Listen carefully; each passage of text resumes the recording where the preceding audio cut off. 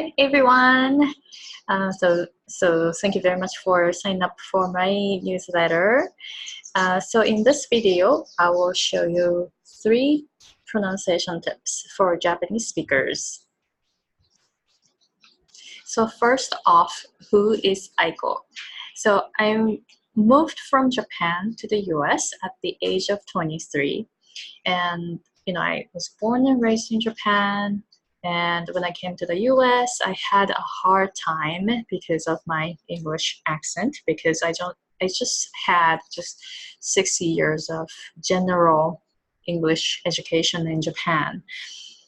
And I lived in a very small community in Northern California, and I was living in complete English environment. And my English got better, but I realized pronunciation basics were important in the 6th year in the US. So it took a while for me to realize how important pronunciation was. And after that, I learned linguistics, phonetics, intonation, and also I took singing lessons to understand breathing. And I am a Toastmaster, so this is where I practice my English speaking. And right now I am a club president and also area director in District 49 in Hawaii. Also, I am a club sponsor, so I'm doing a lot of activities in Toastmasters because it's helping me improve my pronunciation and also overall public speaking skill. And also I I play music and handbells, and I'm in choir, and I also play piano, and I am also a business owner, which this is my business, pronunciation coach, and also I am a business coach for English coaches. And I'm trying to do what I want to do without worrying about the language barrier. So why I teach pronunciation, why I coach Japanese people in the US who are working in an English environment, that's because I think pronunciation is really, really important, because if your pronunciation is good, so then listeners can focus on your message. And also, you don't have to repeat yourself so many times until the listeners understand you. And also, your listening skill will go up because your pronunciation skill goes up, right? So you don't have to ask people to slow down anymore. So it's really easy for you, right? Your life in the US will be like, it's gonna be easier. So I think it's like learning pronunciation is the most effective way, I believe, to improve your survival skills in the US, because in daily life, the skills that you need are pronunciation, your speaking skills, and listening skills, right? So I think learning pronunciation is the most effective way to improve your overall English.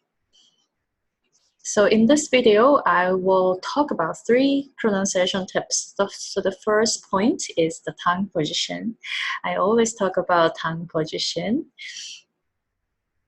And I always talk about cultural differences. So when it comes to pronunciation, like learning a new language, it's very, very important to learn the culture. So for example, so in Japan, the culture is very different from American culture, right? So in Japan, the personal space is really small. So we're trained to speak quietly in public, but in the US, because the country is really big, the personal space is big, much bigger than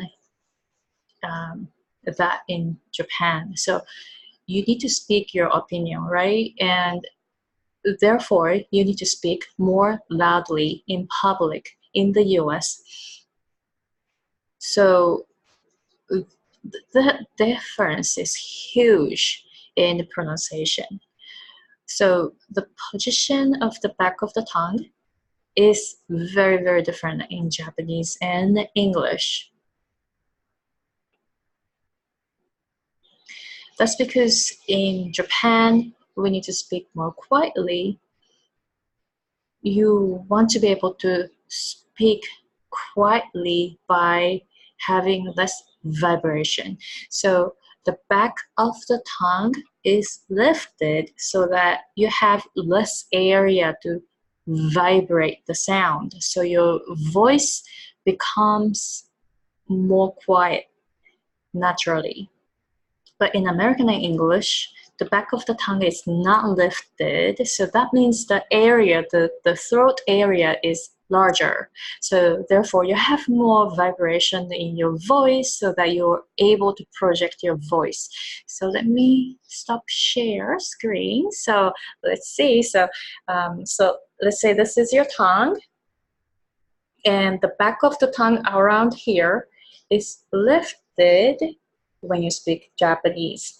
So 日本語を喋るときは、どうですか？この辺がすごいこう浮いてくるんですね。そうすると、この、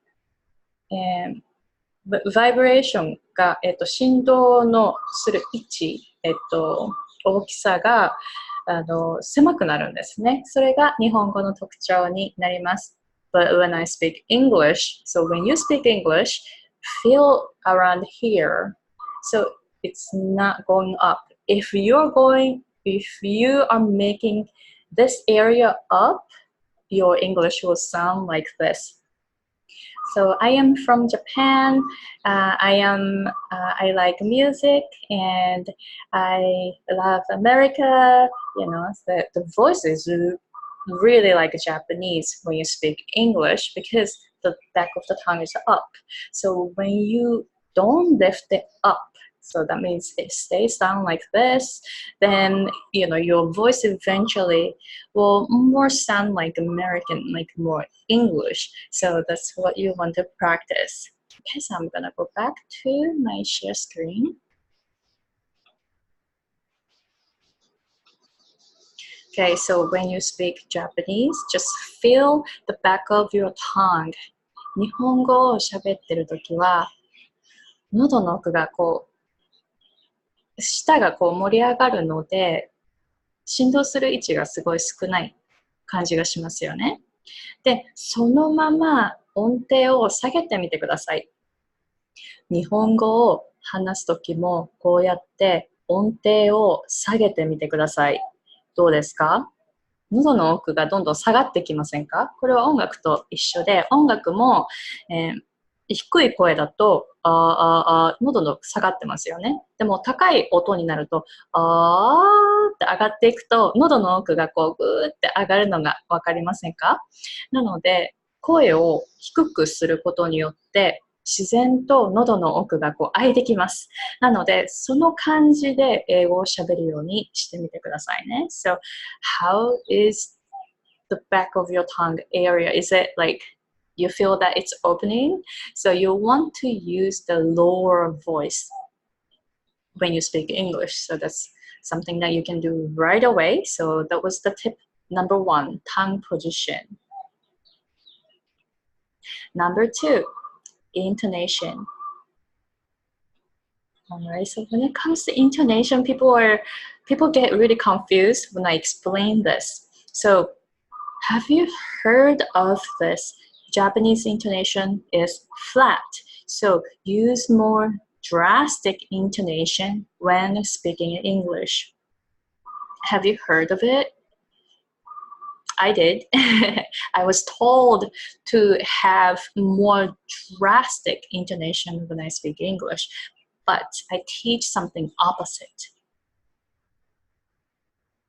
So forget about intonation. You want to just speak English with very flat intonation because intonation shows your emotions. It's called it's part of emotions, so part of suprasegmentals. This is just a linguistics term in case you are learning like phonetics, or if you have studied intonation, you probably have heard of this term. So this means like emotions or prosody in a like specific linguistics term. So intonation is part of your emotions. So therefore, you just don't want to go up and down in intonation randomly, because you need to have a purpose when you move your intonation. So that's why I always say forget about intonation at the beginning, and then gradually you learn about intonation later. So by default, you want to have flat intonation. So that way you'll be able to focus on more connecting sounds and pronunciation. It's more effective to improve your pronunciation right away. So just forget about intonation first, just make it flat. And you will notice that actually native speakers of English are speaking that way, actually pretty flat. And the reason why we learn that, use more drastic intonation when speaking English, because the intonation is actually based on the textbook intonation. And the textbook intonation, if you remember, the textbook pronunciation overall is very, very different from everyday pronunciation, because textbook pronunciation is the extreme version of it. In Japanese too, right? I will explain it later, but in a real situation, we don't speak like textbook pronunciation, right? If you think about the Japanese language.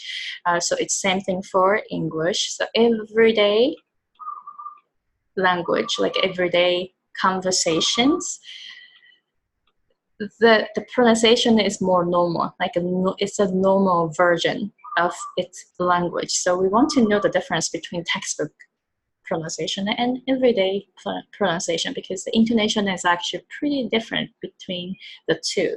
All right, so I will show you the difference here. So what time is it?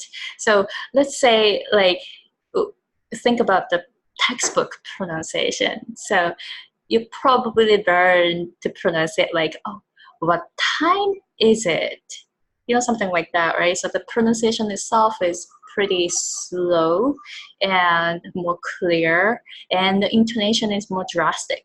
So it's like, what time is it, right? It's 5 o'clock. Thank you. You know, it's like really textbook, right? But in normal situation, it would would be more like this. What time is it? It's 5 o'clock. Oh, thank you. It's more flat. So it's not what time is it, but it's more like, oh, what time is it? What time is it? It's pretty fast, and the intonation is more flat. So that's what you want. So what you want to do is to learn this normal version of the language, right? So instead of going, what time is it? You want to start saying, what time is it? What time is it? So forget about the intonation first, because you just want to have it more flat. So that was the tip number 2. And number 3, energy saving. And this is really important. And if you start understanding about energy saving, you will probably start being able to like speak English more comfortably and like faster pace, and you'll probably start understanding how native speakers speak English in normal conversations. And so in normal conversations, you don't speak like textbooks. Why? Because it is really hard to speak like textbooks, all the time, right? So you don't want to speak like that. You're going to get tired right away. So you want to save energy when you speak English so that you don't get tired. So that's the point. So that's why textbook pronunciation is more drastic and more clear. It's like you're putting it into it, like you're all in, right? So if you do that, you get tired. So you don't want to do that. So that's why normal conversations are more, the pronunciation is more like simplified, more, it's faster, and it's not as clear as textbook pronunciation. So the ways to save energy in English and Japanese are actually opposite. So you want to know when you can save energy when you're speaking English. So I will show you here. So in Japanese, because of that, the language structure, you say details first. But in English, you say details at the end. So it's actually pretty opposite. So in Japanese, that's because you say details first. The first part of the sentence is strongly pronounced. But English, all the important information comes at the end. You want to have the ending part pronounced more strongly. Okay, so again, in English, you say details at the end. Therefore, the ending part is strongly pronounced. So it is opposite from the Japanese language structure, right? So at the end, you kind of, you start your sentence, but like you say like most important word at the end. That's how usually English works. So let's say this one. So, 日本語で、じゃあまたねというとき、じゃあだけ言ったらわかりますよね。じゃあで終わることもありますよね。もうじゃあだけ言って、その後言わないこともありますよね。でも、英語は see だけ言ってもわからないんです。どっちかというと、英語は later だけ言ったらわかるんですね。なので、英語は see you later だったらどこを強く言うかというと later。で、また see you を言わなくて later だけでも通じます。see だけ言って終わってしまったら通じない。これが英語になります。でも、日本語は、じゃあまたねの部分だったら、じゃあだけ言ったら、もうその後言わなくても、じゃあで終わることもありますよね。じゃあ何？じゃあって、so みたいな感じですよね。英語にすると。だけど、日本語の場合は、じゃあだけで、じゃあその後は、じゃあまたねっていうふうに、そのシチュエーションによって何を言いたいかがわかります。なので、日本語は前半を強く言います。じゃあ、またね。またねはゴモゴモで OK なんですね。だけど、英語は see だけ言ってもわからない。なので、see you のところはちょっとゴモゴモでもいいんですけど、最後は later。ここだけ強く言うと通じます。また、see you を言わなくても see you later だけで通じますよね。これが英語になります。Another example right here。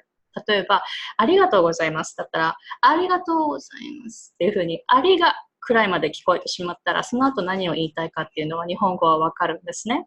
なので、ありがを結構強く言って、後半はゴモゴモゴモっていうふうに話しても大丈夫な言語。それが日本語になります。最初の方に、重要なインフォメーションが来ますので、後半はゴモゴモしても大丈夫なんです。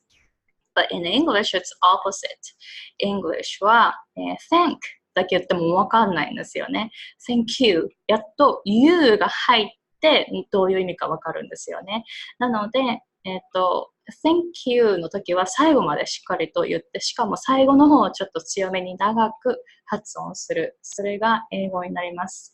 どうですか？この強く言う場所が違いますよね。It's really, really opposite in English and in Japanese. So in Japanese, you can just say like first half pretty strongly, and then later you don't really have to. You can just mumble, and then people will understand what you're gonna say, right?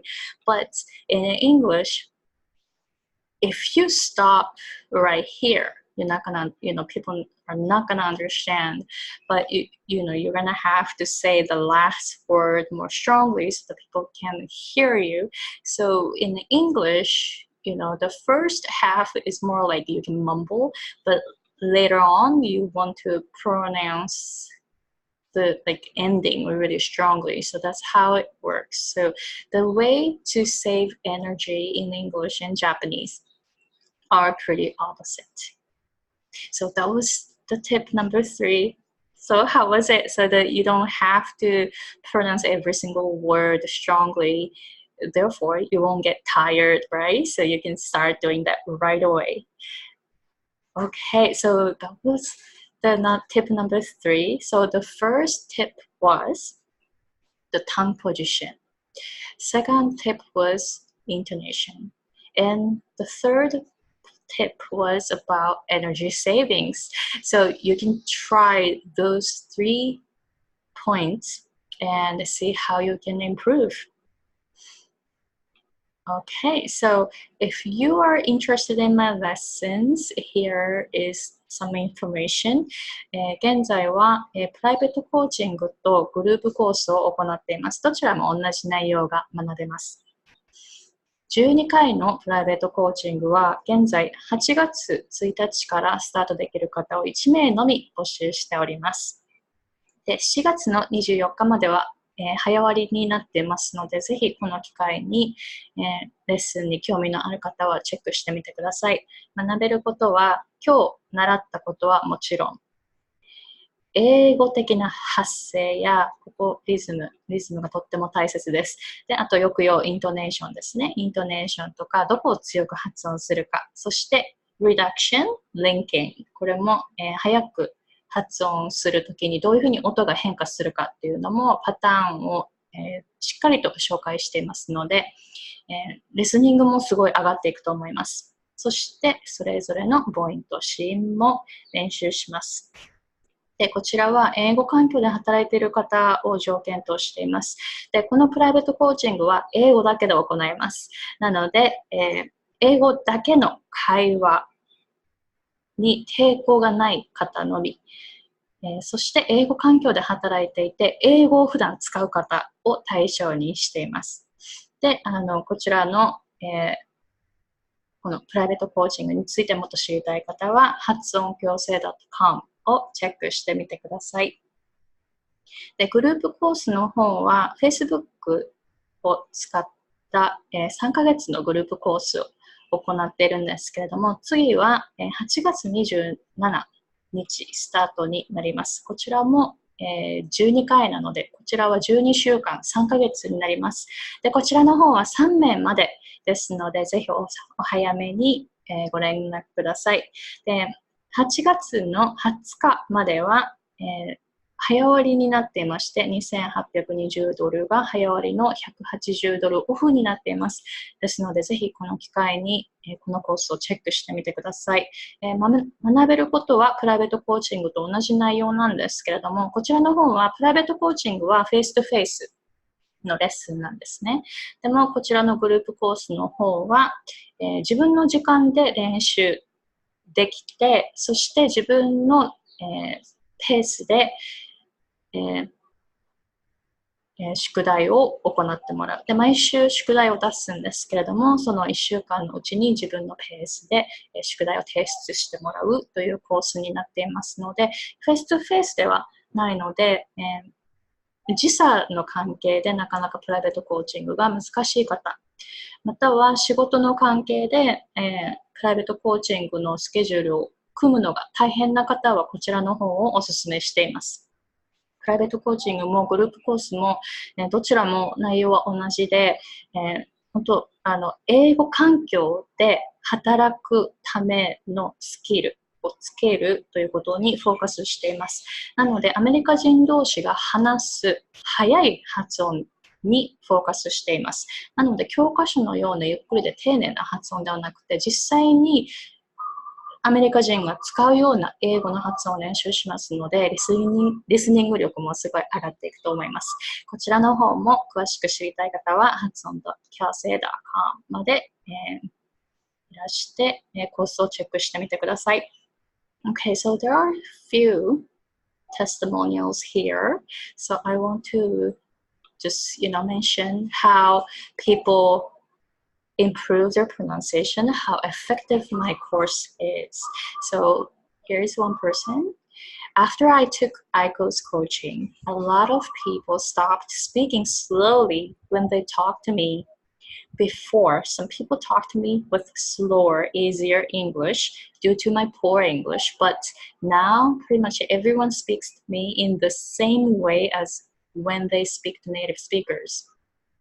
This is like amazing, right? Because アメリカ人は私も見ていてわかるんですけれども、英語で、会話をするときにその人の英語のレベルを瞬時にもう無意識で判断してその人に合わせた英語の発音をし始めるんですね。それは私たち日本人もそうだと思います。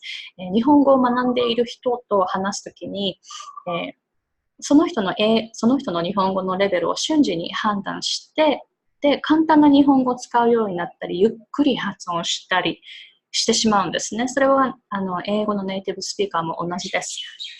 なので、そうやって瞬時に判断して、ゆっくりで簡単な英語を使うように、そういう感じで話しかけられていたのが、アメリカ人同士が話すような早い英語のまんまで話しかけてくれるようになったっていうのはすごい大きな変化になりますよね。